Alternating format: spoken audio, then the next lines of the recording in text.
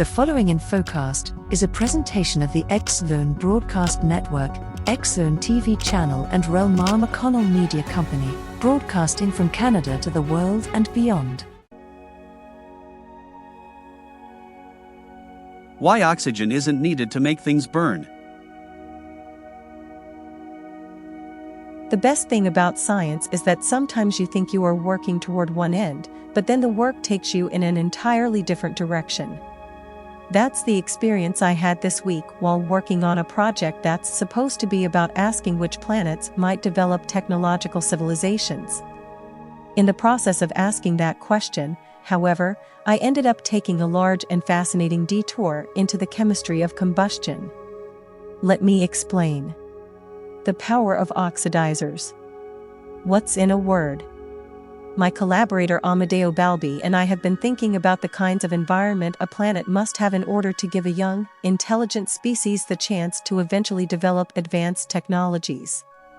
For example, what kinds of energy sources must be lying around, geothermal, wind, tides, in order for the species to create industry?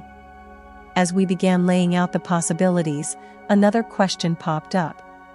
Would combustion, burning stuff, always be a potential energy source? That was the question that led me down the chemical rabbit hole. Now let's get something clear from the start.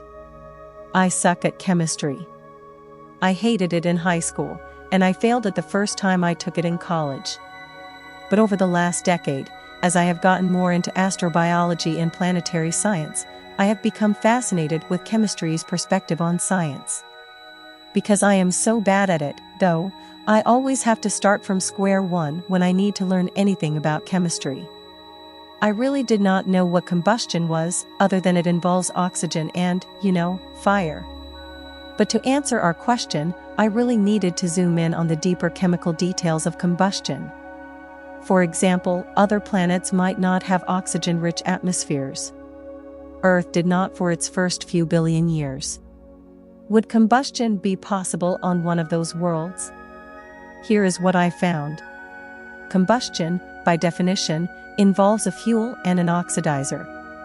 Combustion reactions rapidly transfer electrons from the fuel to the oxidizer. The reactions are exothermic, which means that they release energy, a lot of it, in these cases. Sometimes you may need to add a little energy to get combustion going, like you do when you light a match. But once the combustion reactions start, they will keep going until the fuel or the oxidizer runs out. So based on all this, you would be more than justified in thinking, hell yeah, combustion needs oxygen. Not so fast. It turns out that other stuff can act as an oxidizer, too. The oxidizer's main job is just to accept electrons from the fuel. To take one example, fluorine is great at that task. In fact, fluorine is even better at accepting electrons than oxygen is. That means fluorine is a better oxidizer than oxygen, which just makes you want to yell at the chemist who came up with the terminology in the first place. Oxygen is chemistry's best building block. Anyway, based on these facts, if you want to drive some really powerful combustion reactions, you might choose fluorine over oxygen. The folks who make rocket engines thought along these exact lines back in the 1950s.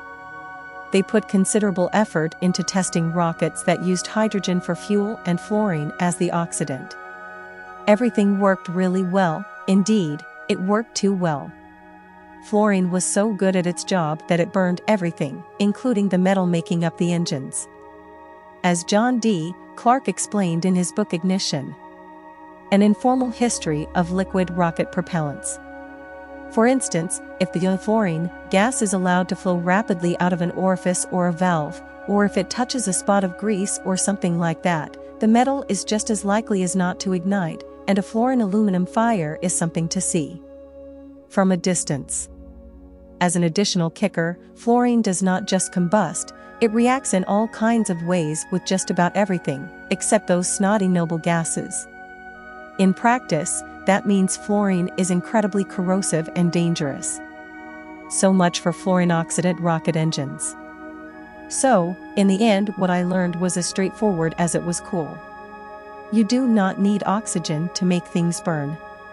There are other elements such as fluorine and chlorine that can drive combustion just fine. If, however, you want combustion, but do not want to burn everything inside or corrode your face off, then oxygen is your element.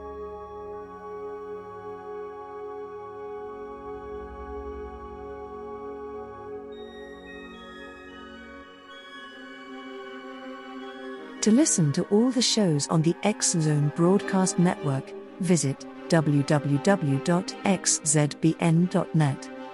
To watch the X-Zone TV channel, exclusive to Simul TV, visit www.simultv.com, channel 32. Our motto is, Dare to Believe, Dare to be Heard. The X-Zone, searching for answers, demanding the truth. Do you have any comments? Suggestions? Show ideas?